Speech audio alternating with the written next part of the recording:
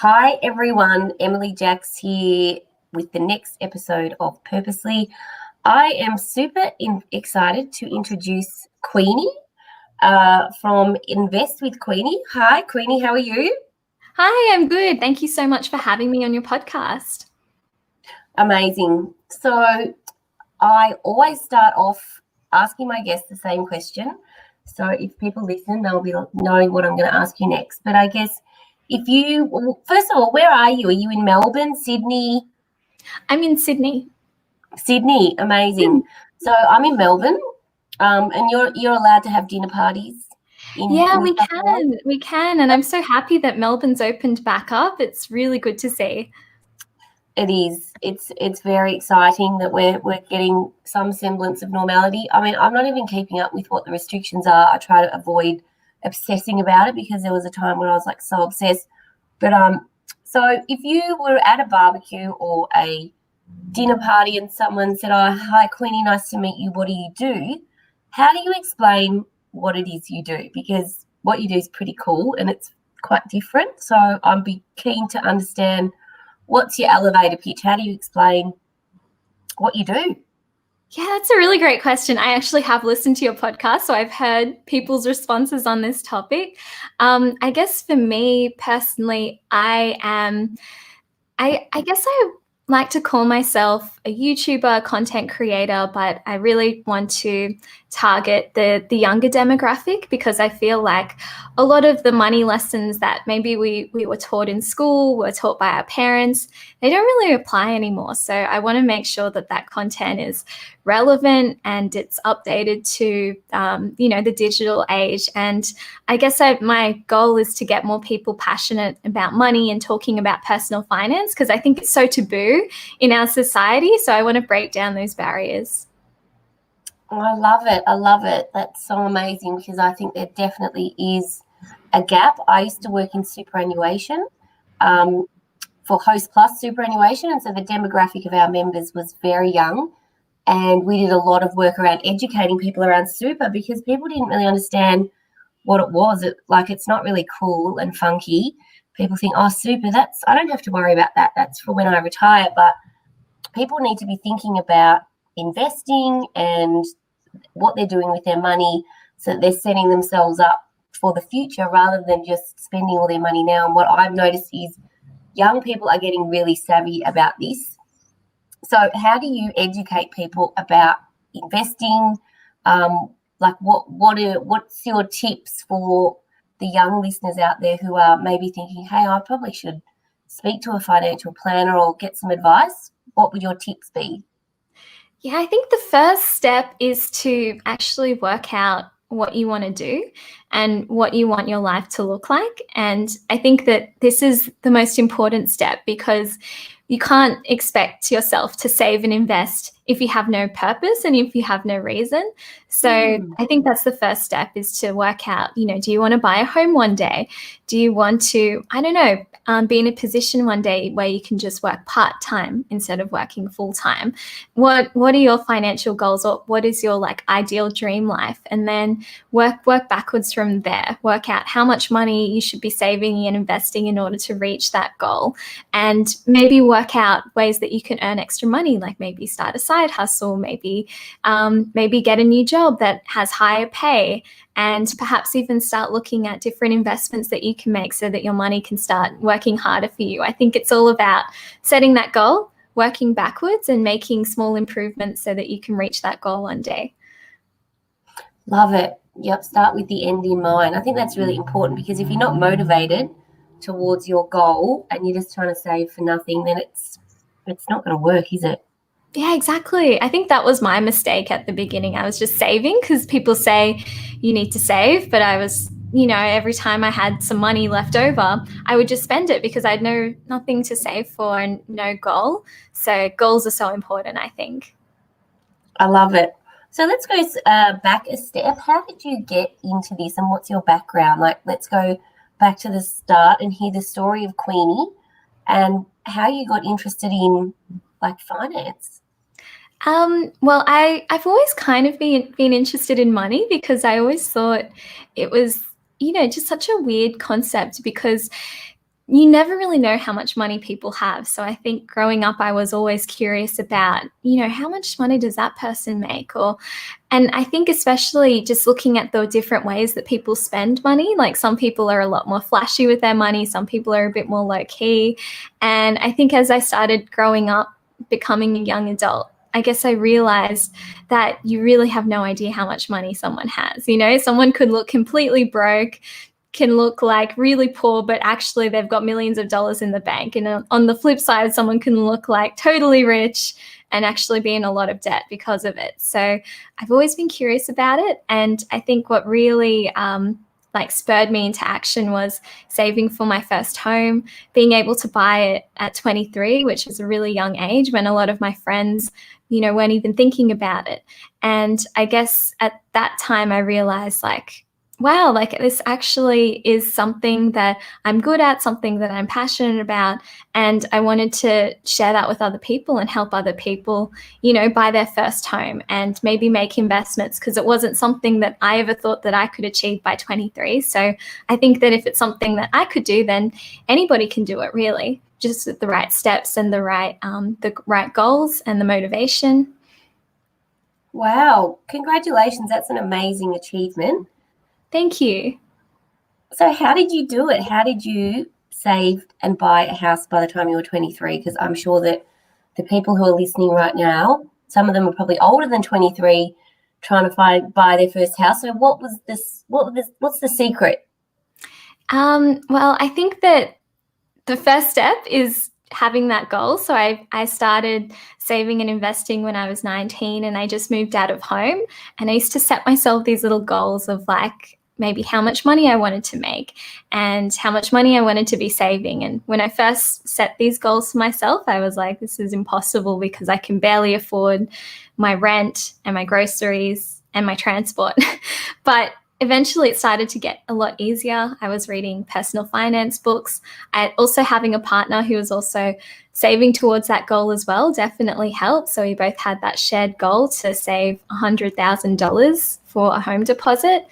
And yeah, just doing little things along the way, little things that maybe made me feel a bit weird at the time. I remember when I first got my first office job, instead of buying my lunch out at work and going for coffees with my colleagues, which everybody did, I would instead make my coffee at home. I would bring my lunch to work. And at the time I was thinking, is this a bit extreme? This is a bit weird. Nobody's doing this. Everybody's buying their lunch out. Everyone's buying their coffee out. I kind of thought, oh, I'm a bit weird. I'm a bit left out of this. But the older that I got, the more I looked back and I realized that was actually such a smart thing to do. And if everybody kind of did that, then I think a lot more of us would have, money to buy things buy homes or buy investments and things like that. Amazing. I would 100% agree with that, because I think that so many young people waste their money on stuff that they don't really need. I stopped drinking coffee probably about 5 years ago because it made me feel shit, first of all. But I just realized how much money I was spending. It was probably $3,000 a year on coffee, which is a lot. It's a lot. And then if you factor in breakfasts and, Bernard Salt was famously quoted as kind of bagging millennials. It's, about avocado toast and about if millennials stopped eating avocado toast and poached eggs that they might be able to afford to buy a home. I think a lot of young people are cottoning on to that and realizing that you need to be really frugal and focus on what you spend your money on in order to get ahead. And going without things is the way that you do it. I saved for a house when I was about 25. I worked 2 jobs for probably 18 months. I didn't buy any clothes. I didn't go on a holiday. And I literally worked 6-7 days a week to save a house deposit. And that's That's a huge achievement. Yeah, that's what you got to do. You've got to sacrifice something, don't you? And if you read any of the books around Rich Dad, Poor Dad, any of those books talking about money, we don't teach this stuff to kids in school, as you were talking about. So how are you going about educating young people around this stuff? Yeah, that's a good topic. I think, well, the way that I try to do it is I try to make it relatable, because there's nothing worse than listening to somebody who has, like, I don't know, several multi-millions of dollars, and you look at those people and you're like, that's great, that's really inspiring, but how did they get there? Like, they don't look like me. I'm not going to start a wildly successful business, so how can I possibly achieve that? So I try to make it really relatable, because I'm not some like genius. I'm not like a multimillionaire, but I pretty much got here in a pretty average way, like working a job, saving money for my future, which I think that anyone can follow. So I try to make it very relatable. Like, anybody can do it. I'm not perfect. I still make mistakes all the time.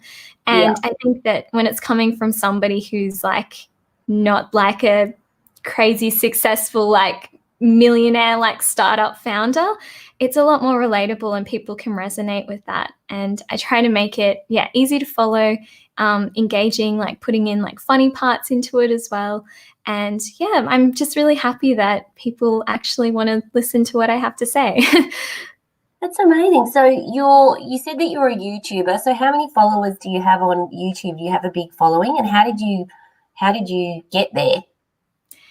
So at the moment, I have over 5,000, which is really exciting. When I first started, my goal was to get to 1,000 in 12 months. And honestly, when I first started, I was like, I'm never going to get to 1,000 followers in 1 year. It's impossible. But Yeah. I think it's just about consistency and to keep pushing through some of those dips. Like, we all have dips and times when we want to give up on the things that we're really passionate about. And I think for me, it was just definitely just to keep going. And it's interesting now, I've been doing it for about 8 months. I have 5,000 subscribers. It's all going pretty well. But I've also noticed a lot of people along the way who started around the same time that I did, that started off like in a similar way, like posting lots of videos, like being engaging, like it seems like they were very passionate about it, that just have kind of stopped making videos. And I think that it really goes to show that the people that make it aren't necessarily the people that are the most amazing or like have the best content or are the most passionate. It's just the people that keep going. Absolutely.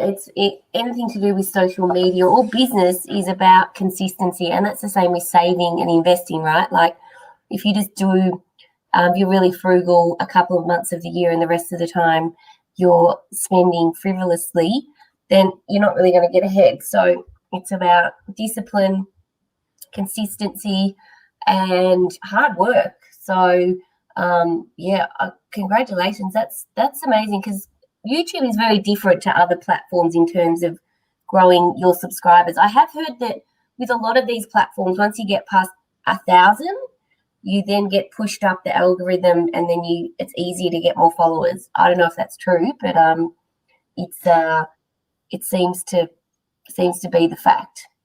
Yeah, I think it's like the more subscribers you have, the more videos you have, the easier it is to get shown.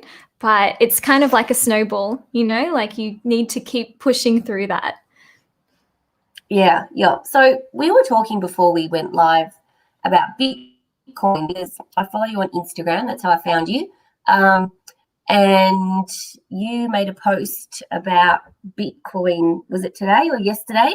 I can't remember. Yeah, it was last night. Last night, yeah. And I really liked it. I love your content. It's pretty fun. You're very clever. Do you do all of that yourself? Yeah, I do. So all of the TikToks I do myself, but I also have my boyfriend who also helps me edit some of the YouTube videos. But all of the TikTok videos I just film myself on my phone. They're really fun. You're really good at it. I'm jealous, because I'm not so good at videoing. But anyway, so what is the go with Bitcoin? So you're about the fifth person this week that has posted about Bitcoin, saying get on Bitcoin, like now's the time.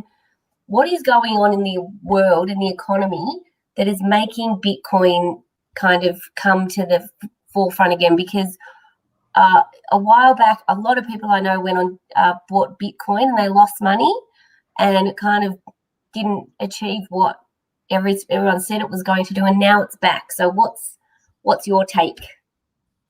So I've also been one of those people that got caught up in the frenzy in 2017. So I've been very, very cautious to get back into crypto investing.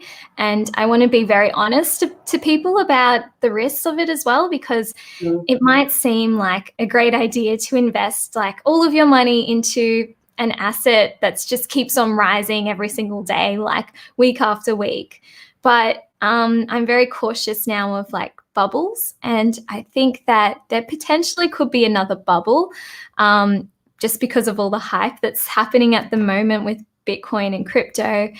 I do think that it depends, because even though I did lose quite a bit of money in 2017, I still do believe in the underlying principles of cryptocurrency. I think that there does need to be an asset class out there that is similar to cryptocurrency. And I think it is important because, as you know, inflation devalues our money over time. And we do need to find other ways to ensure that our money is worth more with time. So I think that obviously there are stocks, there's property, there's also cryptocurrency, gold, and other asset classes and things like that. So I think as a store of value, cryptocurrency can be a great store of value. But I think that also people do need to be cautious because it's extremely volatile, and it might look amazing on paper to see it rise a crazy amount. But at the end of the day, nobody really knows how to value how much cryptocurrency is actually worth. So there could potentially be a bubble. I hope not, because, I got stuck in it last time. But I guess I've just decided to put a small position in there so at least I can satisfy my own, I guess, a little bit of FOMO, thinking like, oh, what if it keeps going up? What if this is the time? I've put a tiny bit of money in there to satisfy that. And then if it does go up, well, great, I have no FOMO. And if it drops, then I'm not going to be too sad because I didn't invest that much anyway. And I'll probably just buy more if it really does drop by like 30, 50% like it did last time.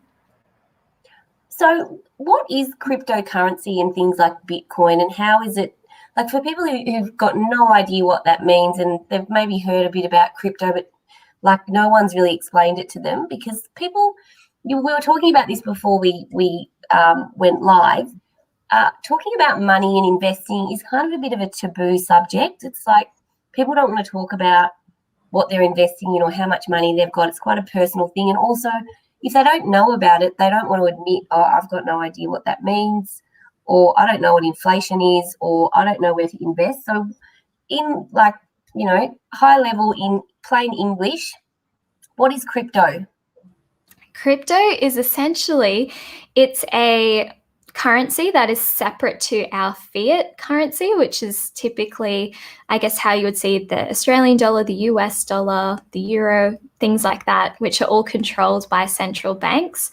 So essentially, how much money our money is worth, it doesn't really depend on us. It depends on the central banks. It depends on a lot of other factors. So there are some downsides of that, because the more money that is printed, then the more money is in circulation, the less our money is worth. And you can look over to countries like Zimbabwe that have had crazy high hyperinflation, where their money is essentially worthless pretty much in a couple of days or weeks, because the government just keeps on printing more money and more money. So I guess cryptocurrency is a separate currency that isn't dependent on any central banks. It's decentralized, so it's not like it's being controlled by any one person. It's more like a network of computers and softwares that's just kind of like sending cryptocurrency around the globe. There are some benefits of it. Obviously, being decentralized, it's private, so nobody knows how much money you have or who's sending money to who. So you have more privacy with it. And also it's global. So you can send money to somebody instantly and they would receive it pretty much like instantaneously with very little fees. Whereas, if you're transferring money globally, there are a lot of fees involved. So those are the benefits of cryptocurrency and things like that. And I guess the differences between all the different cryptocurrencies is kind of like the differences between all the different types of businesses that there are in the stock market. They're all slightly different. They all have different pros and cons. Bitcoin is the OG cryptocurrency. It's the one that kicked all of it off. And I guess all of the other cryptocurrencies, they're all kind of like sisters. You know, they're kind of the same but different. Wow, that's awesome. That's the best explanation I've ever heard, because, look, I kind of knew what it was, but I didn't really understand it. But I guess one of the things that I've heard people talking about with crypto is, like, who owns it? Like, there's got to be someone or something somewhere who kind of owns this form of currency. And, like, we just know with everything that there is someone controlling things. So, but we don't really know who it is. It's just anonymous. Yeah, it's anonymous. So the person who started Bitcoin, apparently their name is like Satoshi, but nobody really knows who this Satoshi person is. Nobody's really seen them. It's all very mysterious and clouded in mystery. So there are some risks in that, obviously, as well, because it's completely decentralized. Nobody knows who started it for what purpose. And yeah, it's definitely risky, but I think that there also are some pretty cool benefits of it as well. Yeah, absolutely. But I guess so it's not regulated by anyone. It's not regulated by any kind of fiscal policy or law. So it's just kind of like the Wild West of currency. Pretty much.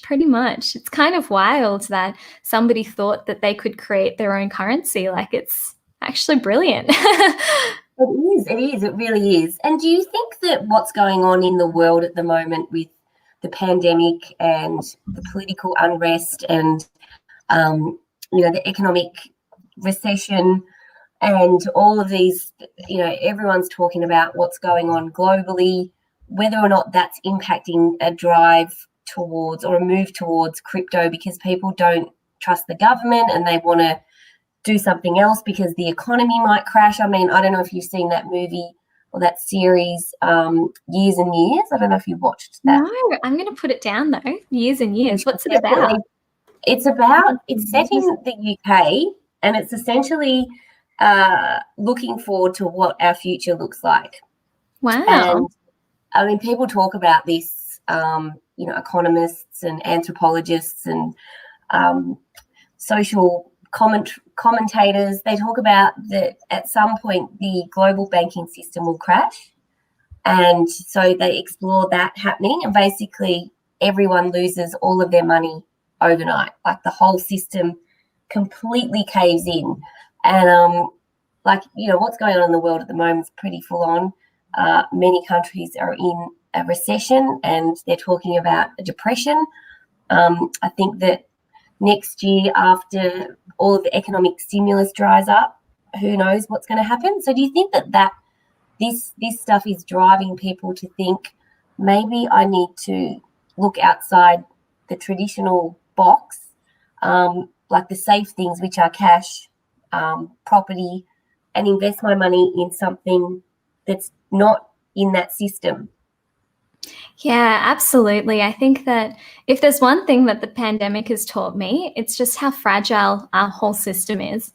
Like a virus that can be easily transmitted and actually has a very low, like when it doesn't seem like crazy high, the amount of people that die from this pandemic. It's not like some of the other illnesses that we've had where it's like 50% of people that get it die. It actually seems quite mild when you compare it to things like that. But if something like this could just completely affect our whole world, like everything, people's jobs, their livelihoods, like every country around the world, it really does go to show you like how fragile our system is. And I think, yeah, absolutely. That's why people are flocking to safe havens, because they see our government's printing a lot of money to pay for things.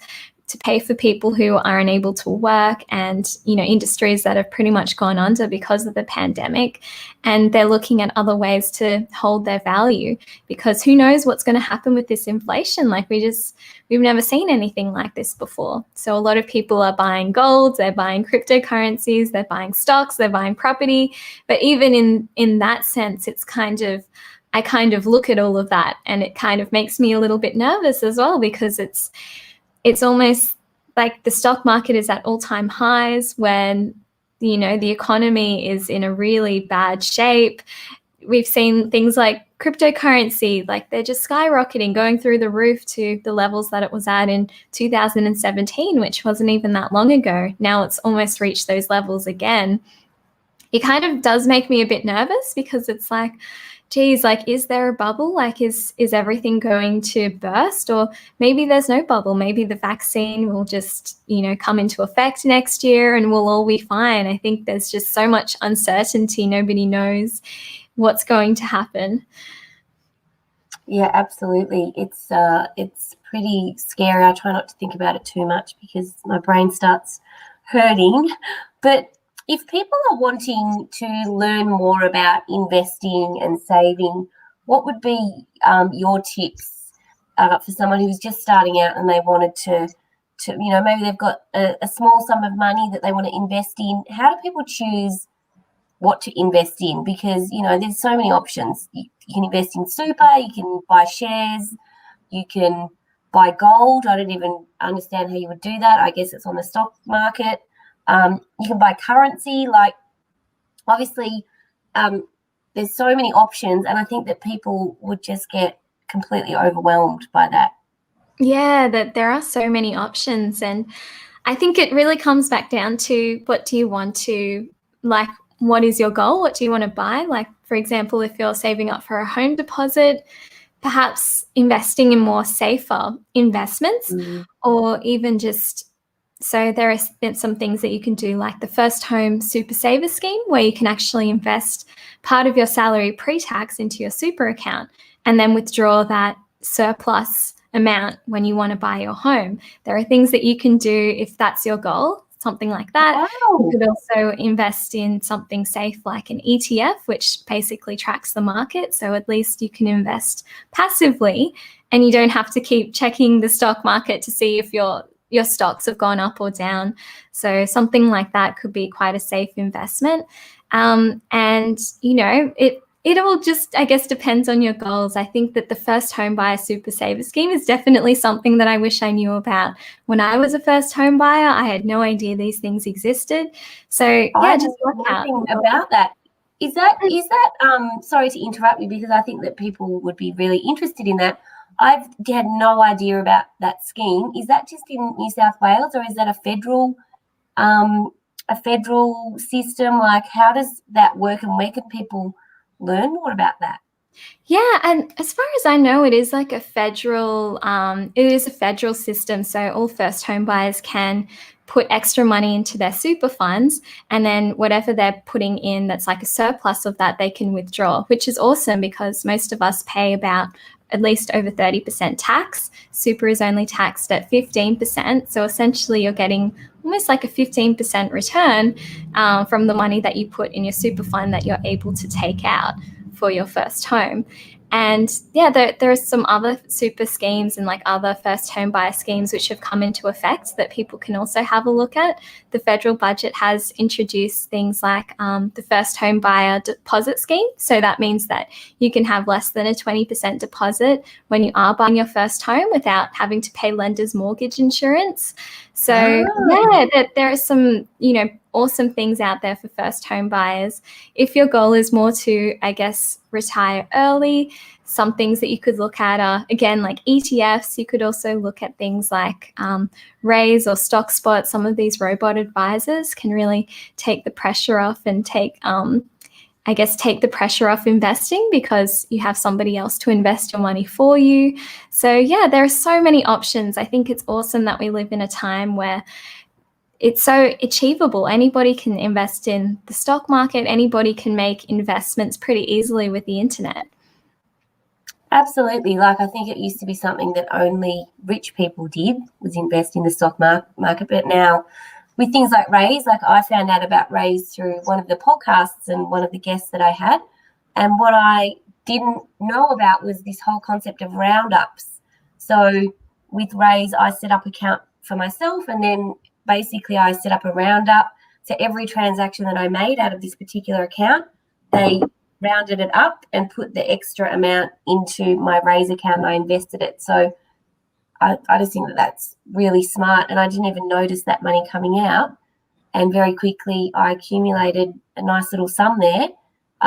So, yeah, like the technology that's available and the information and the people like you who are educating young people, like we've got the Barefoot Investor, what's his name, Scott Pape. Okay, I don't yeah. know if you know him. I actually met him. He was when I was working at Host Plus.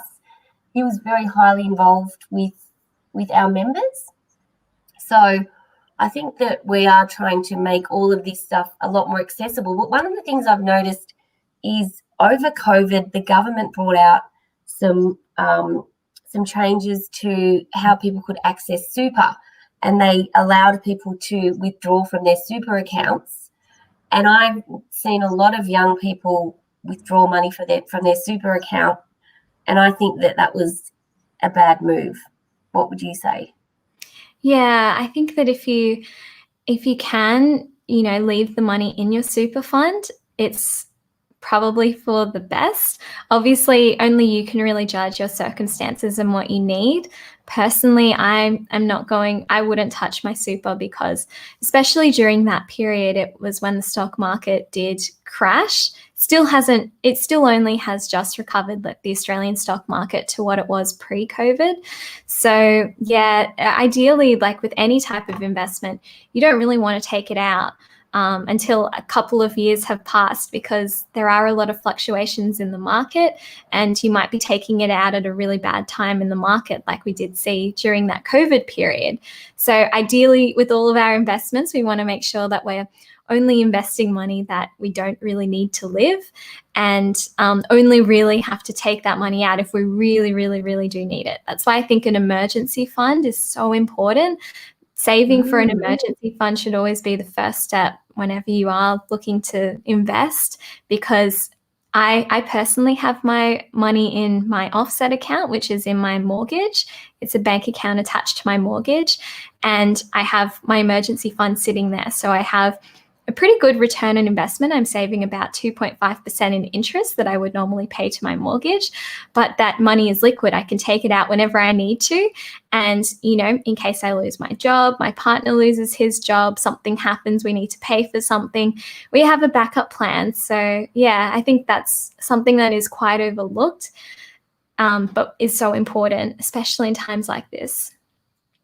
Absolutely. That's great advice. I love that, because I think a lot of people, particularly young people, live week to week. They live in the moment, and they have to have everything now, and they just have no buffer. And if something goes wrong, if your dog gets sick, if your kid gets sick or whatever, you need to have like a little buffer there to make you feel secure, because if you don't, I just think that's a terrifying thought. But I feel like a lot of people probably don't think like that. Yeah, I agree. And I think that maybe a lot more people are waking up to it now and realizing, oh, something like this could happen, like it's really not that far off. And I think now it's made a lot more people conscious about where they're spending their money and having a bit of a buffer just in case something unpredictable happens.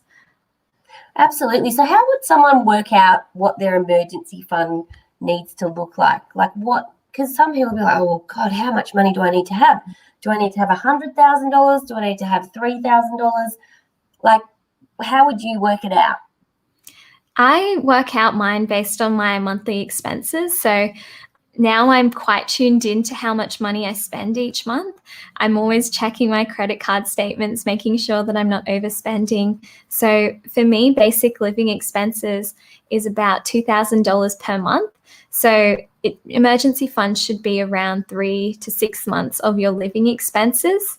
So let's just see what that is. It's like 2,000 times 3. So yeah, $6,000 or $12,000 if you do want to be a bit on the safer side and have 6 months emergency fund, which is ideal, obviously. So then you have a bit of a buffer, and ideally you would have even more money than that to act as a bit of a buffer, just in case the 3 to 6 months is quite short. It's not very long at all. That's great advice. I love that, and I just want to go back to something you said, because I think it's really important. You said that you're really tuned into what your living expenses are. I think a lot of people would have no idea how much money they're spending every month. They just don't look at it, and that's why using your credit card and you swiping and tapping, you actually have no idea how much money you're spending, and that's why banks love giving you credit cards and credit and access to your money everywhere, because if you physically take out money, like I don't do this at the moment, I probably should, but I used to take out how much money I had to spend for the week and have it in cash in my wallet, so that I knew how much money I was spending, because if you can physically see it, it creates a different kind of thought process in your brain. So true. You get a lot more, you think about it a lot more before you do make those purchases. And so I just want to ask you one more question and we'll finish up. Budgeting. Should people have a budget, and how can someone start? Because I think that if you're not really good at maths, or you are scared about starting a budget because that sounds really scary, how can someone create a really simple budget so that they know how much they're spending and they can, factor in their living expenses, but maybe put some money away? Yeah, that's a good question. So I think it comes back down to what you said earlier, and it's about knowing how much money you need to live and really tracking your expenses. I think that's the first step when it does come to creating a budget, because it can be really scary to have a look at this for the first time. I know that when I first started looking at my credit card statements, I just forgot the money that I was spending. Like you said, they make it so easy and so painless and so frictionless that you forget how much money you're spending. So when I first had a look at my credit card statements, I think I was spending like $4,000 per month. And this was back when I wasn't earning very much money at all. And I was like, oh my gosh, like how did I spend $4,000 in a month, And if I hadn't have looked at it, I would have never known. So I think that the first step is looking at how much money you're spending and really have a look at how many of those expenses were things that you wanted to buy, things that you actually needed to buy, and, how much of it was just kind of mindless spending. And I think a lot of my purchases were kind of mindless spending. I was just, I really got off track. And then after doing this for a couple of months, I got down my expenses from $4,000 down to $2,000. And now whenever I do buy something, it's because I either really need it or I actually really want it, and it really makes me happy. So I'm happy that I don't feel like I'm living life, not being able to spend money on things that I enjoy and things that make me happy and things that I want. I'm just not mindlessly spending money that, doesn't bring me happiness.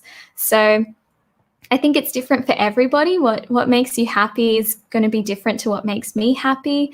I personally like going out to restaurants, seeing my friends and things like that. So I will spend money on a nice dinner out, or maybe some nice drinks or something to catch up with somebody that I care about. But I'm not spending money, on iconic or buying like lots of clothes and lots of fast fashion. That's just not something that makes me happy. I've noticed that whenever I do go shopping online, I always regret it. And I also like spending money on travel. So I'll happily spend money there, but I'm not going to spend money on convenience food, like going to McDonald's and buying a burger, or going to the cafe because I'm too lazy to make my coffee at home. Those things make me feel bad when I spend that money. So it's all about seeing what you want to spend money on and what you need to spend money on, and then cutting out all of those unnecessary purchases. I love it. That's a great way of describing it. It's like bringing all that unconscious spending to the conscious, so that you can be aware of it. Because I think a lot of people don't realize what they're spending their money on, whether it's buying Uber Eats every day because they can't be bothered making dinner or their own lunch, or buying coffee or whatever it is. It's like, if if a dietitian's working with someone who's trying to lose weight, they typically get them to do a food diary for a week, because they're trying to get them to understand how much they're eating and what they're eating. Because when you see it in black and white, you're like, oh, wow, I'm eating a lot more than I thought I was. And it's kind of like a money diary. Sounds like a good plan for people who are overspending. Like, write a money diary of everything that you've spent money on in the last week, and then have a look at it. And that's a great idea. Money diary. What's important and what's not important. There we go. You can do a YouTube video about that. I think that would be great. I think so too. Thank you for the video idea. Make sure I mention your podcast. Oh, that's all right. Well, Queenie, it's been amazing talking to you. We've had some amazing comments. Hi, Catherine. Thank you for commenting and watching. Hi, Catherine. If people want to find you, how can they? Where's the best place to find you? Is it Instagram, YouTube? Is your YouTube channel called Invest with Queenie? Yeah, so it's pretty easy. All of my handles are Invest with Queenie on YouTube, Instagram, TikTok, and Facebook. So whatever platform you guys like to watch, you can find me there. Amazing. Thank you so much for your time and insight. It was a great chat, and I'm sure a lot of people got some gold nuggets from it. So we will be sharing Queenie's handles when we publish the episode. But thank you for listening, and we'll see you next time. Thank you so much for having me on your podcast. It's been awesome to chat.